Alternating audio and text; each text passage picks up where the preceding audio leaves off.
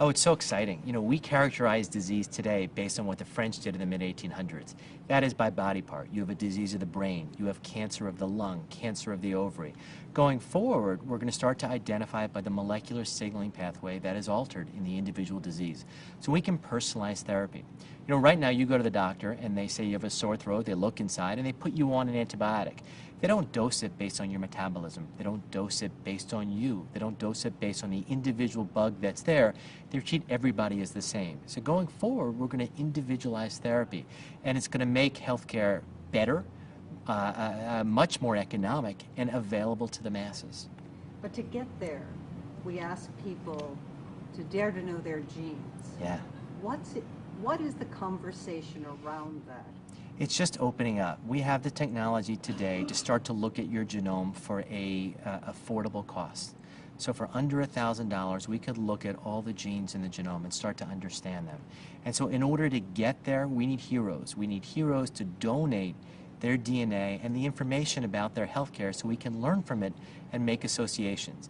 And people who participate in these studies truly are heroes because they will help themselves, but most important, they're going to help the next generation and that next generation.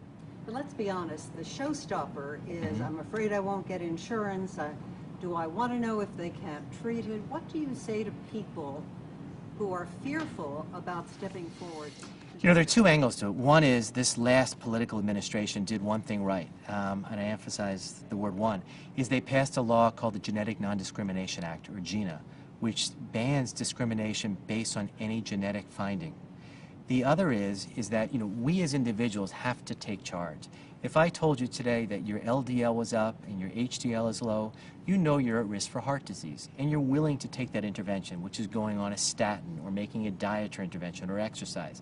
If I tell you today that you're higher risk for Alzheimer's, you panic. Nobody knows how to intervene. It's like the old days of the internet. When we went on the internet, we felt naked. We didn't know what to do. So we all went to AOL because it clothed us. So right now, with genetic information, we all feel sort of naked. And we have to learn to feel clothed. And we have to learn that this information is not a binary thing. It's not yes, no. It's giving us relative risk. And relative risk can help you make a decision of what to do.